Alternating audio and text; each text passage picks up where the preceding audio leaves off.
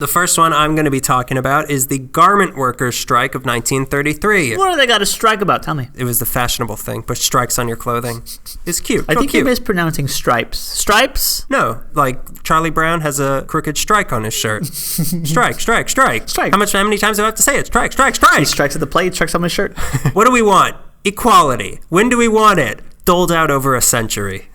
As you may remember, in the early 1900s, LA was not a very union-friendly city, and I ain't talking about those damn Yankees from the north. As a result, conditions for factory workers were what you could call less than ideal. I would call it sweatshop conditions. And I ain't talking about those relaxation resorts those damn Yankees from the north love. Sweatshop was your nickname on the basketball team because you just sweated so much. I was in the sweatshop boys when I was in high school. Going into the Depression, the garment industry was one of the biggest in town, the biggest industries there was. Yeah. During the Depression, it was one of the few businesses that actually flourished, and it turned into one of the fastest growing industries in LA. Everyone needs clothes, even if they don't have the money to wear them. On an average, everyone was naked during the Depression. Most people. I knew it. Yeah, no, that's why there's no pictures from then. Because they're all naked. Yeah. Also because film was expensive and nobody could afford it, but also because they were naked. No, it was because you take a picture of a naked person and the film burns. At least that's what happened to me. The witch. You wouldn't know. On an average day, there were some 3,000 workers in the between 150 to 200 dress factories that were downtown in places like the Platt or Anjac Fashion Building that is now between Two Boots Pizza and the Orpheum. Oh, really? That's the building. Oh, okay. During the height of the clothing season, there were closer to 7,500 workers on any given day in these factories. Now, these workers were all women. And of these women, 75% were Latina, mostly Mexican. The rest were Italian, Jewish, Russian, or otherwise white. The garment industry was taking in $3 million a year, and to stay afloat in such a competitive field, factories had to keep their prices low, and the way they did this was by keeping production costs down. Translate production costs for their workers. Keeping them down. You're just a tool in the factory. Working 9 to 5. Working 9 to 9. If you're lucky, and then some, and no overtime. No family. You might lose a finger. We're not paying. Call a lawyer. You don't have one. Don't talk amongst yourselves. And you can't speak English. Don't know what I'm saying. The women weren't paid per hour they were in a factory, but rather per hour they were actually physically working. So they'd get a bundle of materials, then they'd clock in, do their job, and once it was done, they'd have to clock out and wait until they could find more work. So basically they were being paid per article of clothing that was made, not per hour, and the employers fudged the timesheets to make sure, that was okay. The California minimum wage at the time was $16 a week. Yeah. Almost half of the garment workers in LA were making less than $5 a week. Isn't it the same now? On top of that, they had to give back part of that money to their employers off the books as a kickback. What? Yeah. I've always heard of kickbacks, and I never really understood what it was. I guess it's just like, pay me or I fire you. Like, that's a kickback. Wow. Yeah. It's also hanging out with your chill bros after finals is over. You never been to a kickback? I've given money to my employers. Is that what you mean? Yeah. Okay, yeah. I have beer money. Haven't you ever tasted a cold brewski on a Friday night? Finding actual work in these places wasn't even easy. The women would have to wander the floors of the different garment buildings, asking each company in there if they had any jobs. And businesses were constantly closing and opening, so work was extremely erratic. Life was hard in La Costura, as the Latina workers called it. Yeah. And unionization was out of the question. The city of LA had an anti-picketing ordinance since 1911, so demonstrations couldn't be made, and any workers who did try to start anything even remotely resembling a union were fired and blacklisted. Oh, that's so awful. Why would they strike, though? That's what I don't get. What's wrong with kickbacks? What? Pay the man. You're a woman. Not that any of the unions that did exist cared about women anyway. Yeah. Plus, the employers relied on the diversity of the women and the inherent language barriers in that, and the sheer number of them to make it too hard for them to cohesively organize against them. Yeah. In 1930, there was an attempt at a garment strike led by the cloak and suit makers that did not pan out because anti-union organizations like the LA Times gave financial support to the businesses that they were striking against during the strike to help keep them afloat. So they completely undermined them. On top of that, during the strike, there was a gas leak in one of the factories that caused an explosion that reminded people a little too clearly of the LA Times bombing that happened just, 20 years or so earlier. And public opinion turned against the strikers. So that didn't amount to anything, much like us. So there were basically no rights for these women, and they could get away with this because they were women, and mostly minority women at that. But then one lady in particular came to town, Wonder Woman. Rose Pizzota was born in Ukraine in 1896 and was raised Jewish and anarchist. So she came... My two favorite things, bud.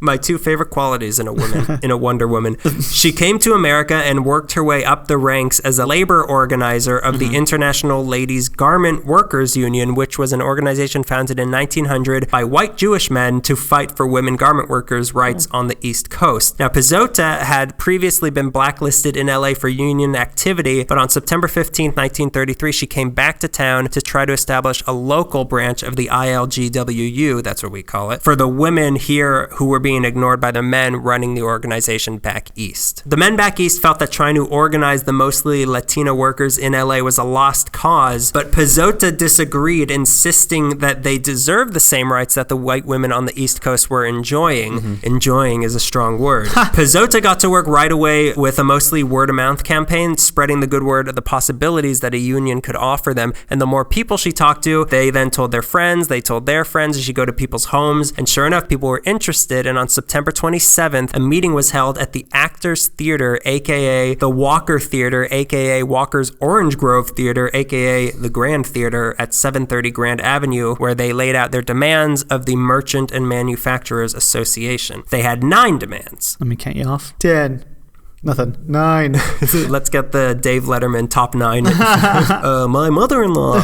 So they had 9 demands. They wanted union recognition, a 35-hour work week, minimum wage, 6 holidays a year, regular hours, a chairman of each workshop elected by the workers, no work that they would have to take home with them to do, a time clock, and a committee to settle any worker-employer disputes. Hell yeah. Yeah, buddy. I like the language. Time clock. Time clock. Time clock. We want a time clock.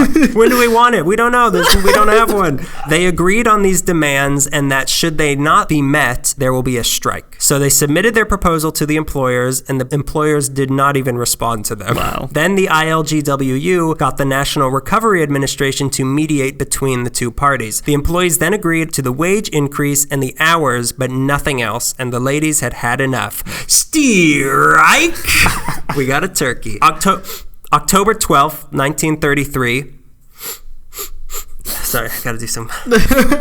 gotta take a little strike of my own. October 12th, 1933, over 4,000 garment workers walked out of their factories and into the streets of downtown LA, and the employers promptly called the LAPD. It wasn't a particularly violent strike, but about 50 people were arrested. Reportedly, some of the strikers were throwing salt and tacks into the eyes of scabs that came to take their work. Wow. That's pretty badass, I must say. I don't know how do you aim a tack into someone's eye? I don't know, but easy. People in the 30s, I imagine, had a way to if that's probably how darts started. Yeah, that's how they passed their time. I like doing this.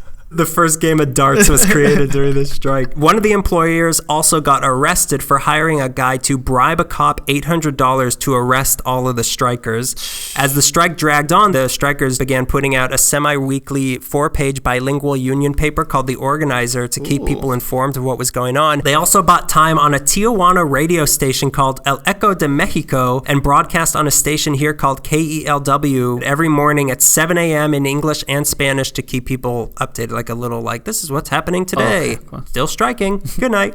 Buenas noches. Good morning. In Tijuana time. Oh, yeah. It's because it's different. The strike didn't get too much attention in the English newspapers, but La Opinión covered it in great detail. Yeah. People were on their side also. The local bakers, butchers, grocers, they would donate food to the strikers, and many religious organizations came out to show their support for them. And then, on October 25th, one of the employers, David Haster, got visited by the ghosts of sweatshop workers past, and he had a change of heart. heart and he decided to support the union. Then another guy followed after him, and then the next day the employers agreed to negotiate. The negotiations were overseen by an impartial mediator who on November 4th called the strike off, even though the workers didn't really want it to end yet. They were having a good time. They were just getting good at darts. They discovered what a bullseye is. Then on November 6th, the Great Settlement was reached. All workers could return to work without any penalty. They got their minimum wage, they got their 35-hour work week, they got collective bargaining, they would no longer get homework, as they call it, and there would be no more child labor. In other words, they decided to concede that they were humans. They got extremely minimal gains out of this strike, and nothing was even settled. 3 years later after this, there was another major workers' strike in the garment district. So what's the big deal about this strike? It got the Local 96 chapter of the ILGWU formed, and it was the first major strike in the LA garment industry. But so what? In 1933, there were 37 big strikes like this in California. It was the cool thing to do. It was like throwing tacks in people's eyes. The importance of this strike is that it sent a message to Los Angeles that women, including women of color, deserve equal rights. Important specifically for LA was that it got Latina women involved in the fight for equality for the first time. Women, especially foreign women, were supposed to be meek and take whatever you did to them. But this strike surprised everyone that they all stood up and said, not anymore. Not yo soy. No soy. No soy. No soy, please. Pazota knew that if these women could be organized, they would be powerful, and it set the foundation for the strong garment workers union that would develop over the next few years. And now things are perfect for women because of this strike, and I know that because I'm a man. And that's the garment workers strike. It seems like a lot of the overall theme of probably what we're all doing is like they protested, so what? Because a lot of mine are like nothing really happened, but like they sent the message. Yeah, I know.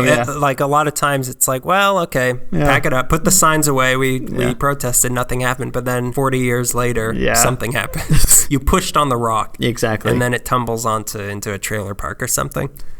Because nobody likes trailer parks. No. I protest against those. All those fat cats in the trailer park. Eating their golden steaks. What big deal? You can drive around in your house? Yeah, we all wish we could do that. Listen, I'm not going to play some blood diamond to put wheels on my house, okay? I'm a human being. I live in Beverly Hills.